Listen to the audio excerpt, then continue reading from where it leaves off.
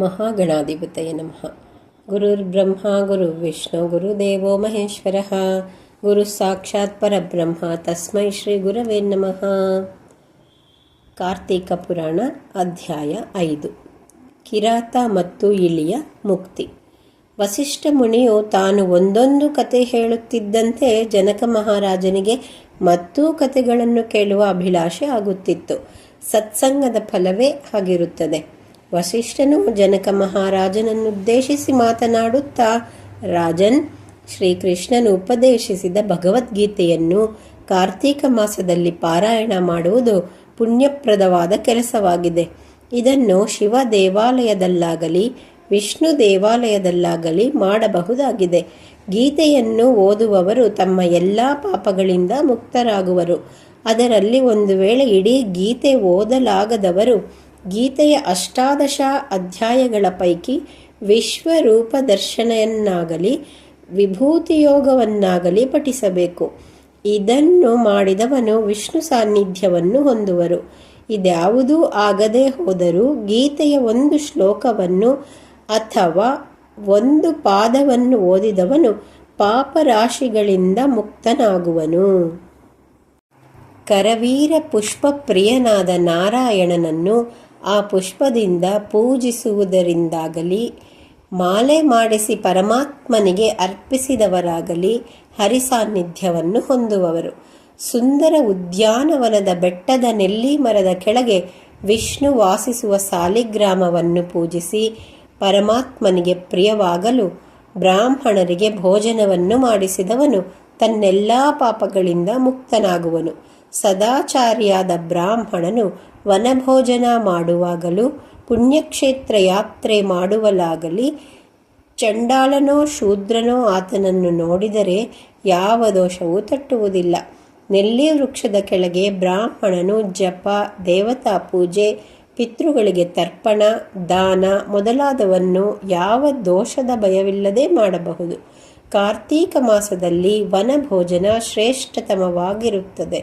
ಒಂದು ವೇಳೆ ಈ ಭೋಜನ ಕಾರ್ಯಕ್ರಮವನ್ನು ನೆಲ್ಲಿ ಗಿಡಗಳು ತುಂಬಿರುವ ಅರಣ್ಯದಲ್ಲಿ ಮಾಡಿ ಕಾರ್ತೀಕ ಪುರಾಣವನ್ನು ಓದಿದವರಾಗಲಿ ಶ್ರವಣ ಮಾಡಿದವರಾಗಲಿ ಅಂಥವರು ಜನ್ಮ ಜನ್ಮಗಳ ಪಾಪಗಳನ್ನು ಕಳೆದುಕೊಂಡು ಮೋಕ್ಷ ಹೊಂದುವವರು. ಜನಕ ಮಹಾರಾಜ ಈ ವ್ರತ ನಡೆಸಿ ಬ್ರಾಹ್ಮಣ ಕುಮಾರನೊಬ್ಬ ತನಗೊದಗಿದ್ದ ನೀಚ ಜನ್ಮದಿಂದ ಮುಕ್ತಿ ಹೊಂದಿದನು. ಇವನಂತೆ ಇತರ ಯಾರು ಕಾರ್ತೀಕ ಮಾಸ ವ್ರತ ಮಾಡಿದರೂ ಪಾಪ ಮುಕ್ತರಾಗುವರು. ಇದರಲ್ಲಿ ಎಳ್ಳಷ್ಟೂ ಸಂದೇಹವಿಲ್ಲ ಎಂದನು. ಜನಕ ಮಹಾರಾಜನಿಗೆ ಕುತೂಹಲ ಹೆಚ್ಚಿ, ಮುನಿವರ, ಹಾಗೆ ನೀಚ ಜನ್ಮವನ್ನು ಪಡೆದ ಬ್ರಾಹ್ಮಣ ಕುಮಾರನು ಯಾರು? ಅದರಿಂದ ಅವನು ವಿಮುಕ್ತಿ ಹೊಂದಿದ್ದು ಹೇಗೆ? ದಯಮಾಡಿ ತಿಳಿಸಿ ಎಂದು ವಿನ್ನವಿಸಿಕೊಂಡನು. ಆಗ ವಸಿಷ್ಠನು, ಅಯ್ಯ ಜನಕ ಮಹಾರಾಜ, ನನಗೂ ಆ ಕಥೆಯನ್ನು ಹೇಳಬೇಕೆನಿಸುತ್ತದೆ. ಇದೋ ಹೇಳುವೆ. ಹಿಂದೆ ಕಾವೇರಿ ನದಿ ತೀರದ ಒಂದು ಗ್ರಾಮದ ಅಗ್ರಹಾರದಲ್ಲಿ ಸುಗುಣ ಶರ್ಮನೆಂಬ ಒಬ್ಬ ಬ್ರಾಹ್ಮಣನಿದ್ದನು. ಅವನು ಸಕಲ ವೇದ ಪಾರಂಗತನಾಗಿದ್ದನು. ಜಪ, ದೇವತಾರ್ಚನೆ, ದಾನ ಧರ್ಮ ಇವುಗಳಲ್ಲಿ ಒಲವು ತೋರುತ್ತಿದ್ದನು. ಇವನಿಗೆ ಒಬ್ಬ ಮಗನಿದ್ದನು. ಆದರೆ ಆ ಮಗನು ತಂದೆಯ ಆಚಾರ ವಿಚಾರಗಳಲ್ಲಿ ಶ್ರದ್ಧೆ ತೋರದೆ ಚಿಕ್ಕಂದಿನಿಂದಲೇ ತಾಯಿ ತಂದೆಯ ಮಾತುಗಳನ್ನಾಗಲಿ ಹಿರಿಯ ವಿಚಾರಗಳನ್ನಾಗಲಿ ಕೇಳದೆ ಒಬ್ಬ ದುಷ್ಟನಾಗಿದ್ದನು. ಮಗನ ದುರ್ನಡತೆಯಿಂದ ರೋಸಿ ಹೋದ ಬ್ರಾಹ್ಮಣನು ಹೇಗಾದರೂ ಮಾಡಿ ಅವನನ್ನು ದಾರಿಗೆ ತರಬೇಕೆಂದು ನಿಶ್ಚಯಿಸಿ ಕಡೆಗೆ ಒಂದು ಉಪಾಯ ಹೊಡಿದನು. ಒಂದು ದಿನ ಅವನು ಮಗನನ್ನು ಹತ್ತಿರ ಕರೆದು, ಯಾವ ಜನ್ಮದ ಪಾಪದ ಫಲವೋ ಕಾಣೆ, ನನಗೆ ಮಗನಾಗಿ ಹುಟ್ಟಿರುವೆ. ಚಿಂತೆಯಿಲ್ಲ. ನಿನ್ನಿಂದಾಗಿ ನನ್ನ ಗೌರವಕ್ಕೆ ಕುಂದು ಉಂಟಾಯಿತು. ಇರಲಿ, ಇಷ್ಟೆಲ್ಲ ನೀನು ಕೆಟ್ಟ ಕೆಲಸಗಳನ್ನು ಮಾಡಿದ್ದರೂ ಎಲ್ಲವನ್ನೂ ಮರೆತು ಬಿಡುತ್ತೇನೆ. ಈಗಲೂ ಕಾಲ ಮಿಂಚಿಲ್ಲ. ನನ್ನ ಮಾತು ಕೇಳು. ಬರುವ ಕಾರ್ತೀಕ ಮಾಸದಲ್ಲಿ ಕಾವೇರಿ ನದಿ ಸ್ನಾನ ಮಾಡಿ ವಿಷ್ಣು ದೇವರನ್ನು ಪೂಜಿಸಿ ಹರಿಹರ ದೇವಾಲಯದಲ್ಲಿ ದೀಪಾರಾಧನೆ ಮಾಡು. ಇದರಿಂದ ನೀನು ಮಾಡಿದ ಎಲ್ಲ ಪಾಪಕೃತ್ಯಗಳನ್ನೂ ದೂರ ಮಾಡಿಕೊಂಡು ವಿಮುಕ್ತನಾಗುವೆ. ಮುಂದೆ ನಿನಗೊದಗಬಹುದಾದ ನರಕ ಯಾತನೆಯೂ ತಪ್ಪುವುದು. ಮಗು, ಇನ್ನಾದರೂ ಬುದ್ಧಿವಂತನಾಗು, ಆದದ್ದು ಆಗಿ ಹೋಯಿತು ಎಂದನು. ಆದರೆ ಮೂರ್ಖನಿಗೆ ಹೇಳಿದ ಬುದ್ಧಿ ಗೋರ್ಕಲ್ಲ ಮೇಲೆ ಮಳೆ ಸುರಿದಂತೆ ಅಲ್ಲವೇ? ಬ್ರಾಹ್ಮಣನ ಮಗನು ತಂದೆಯ ಮಾತುಗಳನ್ನು ಕೇಳಲಿಲ್ಲ. ನದಿ ಸ್ನಾನವನ್ನಾಗಲಿ ದೀಪಾರಾಧನೆಯಾಗಲಿ ದೀಪದಾನವಾಗಲಿ ಮಾಡಲಿಲ್ಲ. ಬ್ರಾಹ್ಮಣನಿಗೆ ಕೆಟ್ಟ ಕೋಪ ಬಂದಿತು. ಪುತ್ರ ವ್ಯಾಮೋಹ ಹೋಯಿತು. ಅವನು ಮಗನಿಗೆ, ಎಲವೋ ಅವಿವೇಕಿ, ತಿಳುವಳಿಕೆ ನೀಡಿದರೆ ಅದನ್ನು ವಿವೇಚಿಸದೆ ನನ್ನ ಮಾತುಗಳನ್ನು ಉಪೇಕ್ಷಿಸುವೆಯಾ? ಛೀ ದುಷ್ಟ, ಇದಕ್ಕೆ ನಿನಗೆ ಸರಿಯಾದ ಶಿಕ್ಷೆಯಾಗದೆ ಅನ್ಯ ಮಾರ್ಗವಿಲ್ಲ. ನೀನು ಕ್ಷುದ್ರಜೀವಿಯಾದ ಒಂದು ಇಲಿಯಾಗಿ ಹುಟ್ಟಿ ಒಂದು ಮರದ ಬಿಲದಲ್ಲಿ ಸದಾ ಬಿದ್ದುಕೊಂಡಿರು ಎಂದು ಶಪಿಸಿದನು. ಯಾವಾಗ ಬ್ರಾಹ್ಮಣನು ಮಗನಿಗೆ ಶಾಪವಿತ್ತನೋ ಆಗ ಅವನಿಗೆ ಜ್ಞಾನೋದಯವಾಯಿತು. ತಂದೆ ಮಾತುಗಳು ಕೇಳದೆ ನನಗೆ ಎಂತಹ ಸ್ಥಿತಿ ಒದಗಿತೆಂದು ಪಶ್ಚಾತ್ತಾಪಪಟ್ಟು, ತಂದೆಯೇ, ನನ್ನನ್ನು ಕ್ಷಮಿಸು, ನನಗೆ ಬುದ್ಧಿ ಉಂಟಾಗಿದೆ, ನಿಮ್ಮ ಮಾತನ್ನು ಇನ್ನೊಂದು ಮೀರುವುದಿಲ್ಲ, ದಯಮಾಡಿ ನನ್ನನ್ನು ಈ ಶಾಪದಿಂದ ವಿಮುಕ್ತನನ್ನಾಗಿ ಮಾಡಿ ಎಂದು ಪರಿಪರಿಯಾಗಿ ಪ್ರಾರ್ಥಿಸಿದನು. ಆಗ ಬ್ರಾಹ್ಮಣನು ಮನಸ್ಸಿನಲ್ಲೇ ಸಂತೋಷಪಟ್ಟು, ಮಗು, ಈ ಬುದ್ಧಿ ನಿನಗೆ ಮೊದಲೇ ಏಕೆ ಬರಲಿಲ್ಲ? ಹೀಗೆ ನನ್ನ ಶಾಪ ವ್ಯರ್ಥವಾಗುವುದಿಲ್ಲ, ಅದನ್ನು ಅನುಭವಿಸಿಯೇ ತೀರಬೇಕು ಎಂದನು. ಮಗನು ಮತ್ತೆ ಮತ್ತೆ ತಂದೆಯನ್ನು ಹಲವಾರು ವಿಧಗಳಲ್ಲಿ ಬೇಡಿಕೊಂಡನು. ಕಡೆಗೆ ಬ್ರಾಹ್ಮಣನು, ಮಗನೇ, ನೀನಂತೂ ಮೋಷಕವಾಗುವುದು ತಪ್ಪದು. ಆದರೂ ಎಂದು ನೀನು ಎಲ್ಲಿಯಾದರೂ ಕಾರ್ತೀಕ ಮಹಾತ್ಮೆಯನ್ನು ಕೇಳುವೆಯೋ ಆಗ ನಿನಗೆ ಶಾಪ ವಿಮೋಚನೆಯಾಗುವುದು ಎಂದು ವಿಶಾಪವನ್ನು ನೀಡಿದನು. ಕೂಡಲೇ ಬ್ರಾಹ್ಮಣನ ಮಗನು ಇಲಿಯಾಗಿ ಹೋದನು. ಇಲಿಯು ಬ್ರಾಹ್ಮಣನ ಶಾಪದಂತೆ ಘನಘೋರ ಅರಣ್ಯವೊಂದರ ಮರದ ಪೊದರಲ್ಲಿ ವಾಸಿಸತೊಡಗಿದನು. ಅಲ್ಲಿ ಅನೇಕ ಫಲಪರಿತ ವೃಕ್ಷಗಳಿದ್ದವು. ಅವನ್ನು ತಿಂದುಕೊಂಡು ಇಲಿಯು ನಿಶ್ಚಿಂತೆಯಿಂದ ಇರತೊಡಗಿತು. ಹೀಗಿರಲು ಒಂದು ದಿನ ಅರಣ್ಯದ ಸನಿಹದಲ್ಲಿದ್ದ ಕಾವೇರಿ ತೀರಕ್ಕೆ ವಿಶ್ವಾಮಿತ್ರ ಮುನಿಯು ಬಂದನು. ಆತನು ಆಗ ಕಾರ್ತೀಕ ಮಾಸವಾದುದರಿಂದ ಪ್ರತಿನಿತ್ಯ ನದಿ ಸ್ನಾನ ಮಾಡುತ್ತಿದ್ದನು. ಇಲಿಯು ವಾಸವಾಗಿದ್ದ ಮರದ ಅಡಿಯಲ್ಲಿ ಇದ್ದುಕೊಂಡು ಶಿಷ್ಯರಿಗೆ ಕಾರ್ತೀಕ ಮಾಸ ಮಹಾತ್ಮೆಯನ್ನು ತಿಳಿಸುತ್ತಿದ್ದನು. ಕಾರ್ತೀಕ ಪುರಾಣ ಮರದಲ್ಲಿ ವಾಸವಾಗಿದ್ದ ಇಲಿಗೂ ಕೇಳಿಸುತ್ತಿತ್ತು.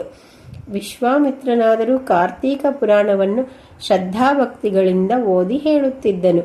ಒಂದು ದಿನ ಆ ಪ್ರದೇಶಕ್ಕೆ ಒಬ್ಬ ಕಿರಾತನು ಅರಣ್ಯದಲ್ಲಿರುವ ಮೃಗಗಳ ಬೇಟೆಯಾಡಲು ಬಂದನು. ಆದರೆ ಮರದ ಕೆಳಗೆ ಕೆಲವು ಮಾನವರು ಕುಳಿತಿದ್ದನ್ನು ಕಂಡು ಅವನಲ್ಲಿ ದುರ್ಬುದ್ಧಿ ಉಂಟಾಯಿತು. ಆ ಮಾನವರ ಬಳಿ ಇರಬಹುದಾದ ಧನವನ್ನು ಕಸಿಯಬೇಕೆಂದು ಅವರನ್ನು ಸಮೀಪಿಸಿದನು. ಆ ಸಮಯದಲ್ಲಿ ವಿಶ್ವಾಮಿತ್ರನು ಶಿಷ್ಯರಿಗೆ ಕಾರ್ತೀಕ ಪುರಾಣವನ್ನು ಹೇಳುತ್ತಿದ್ದನು.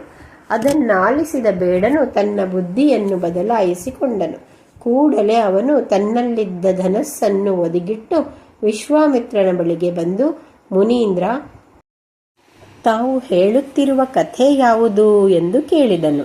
ವಿಶ್ವಾಮಿತ್ರನು, ಅಯ್ಯ ಕಿರಾತ, ಇದು ಕಾರ್ತೀಕ ಮಹಾತ್ಮೆ. ನನ್ನ ಶಿಷ್ಯರಿಗೆ ಹೇಳುತ್ತಿರುವೆನು. ಈ ಮಹಾತ್ಮೆಯನ್ನು ಪಠಿಸಿದವರು, ಶ್ರವಣ ಮಾಡಿದವರು ಪಾಪಗಳಿಂದ ಮುಕ್ತರಾಗುವರು. ಹಾಗೂ ಕಾರ್ತೀಕ ಮಾಸದಲ್ಲಿ ಸೂರ್ಯೋದಯಕ್ಕೆ ಮೊದಲೇ ಪವಿತ್ರ ನದಿಯಲ್ಲಿ ಸ್ನಾನ ಮಾಡಿ ದೇವತಾ ಪೂಜೆ ಮಾಡಿದವರು ಪಾಪಗಳಿಂದ ಬಿಡುಗಡೆ ಹೊಂದುವರು.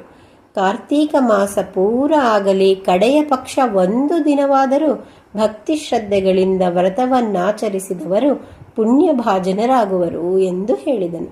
ಇದನ್ನೆಲ್ಲ ಕೇಳಿಸಿಕೊಳ್ಳುತ್ತಿದ್ದ ಇಲಿಯು ಕೂಡಲೇ ಶಾಪ ವಿಮುಕ್ತವಾಗಿ ಬ್ರಾಹ್ಮಣ ರೂಪ ಧರಿಸಿತು.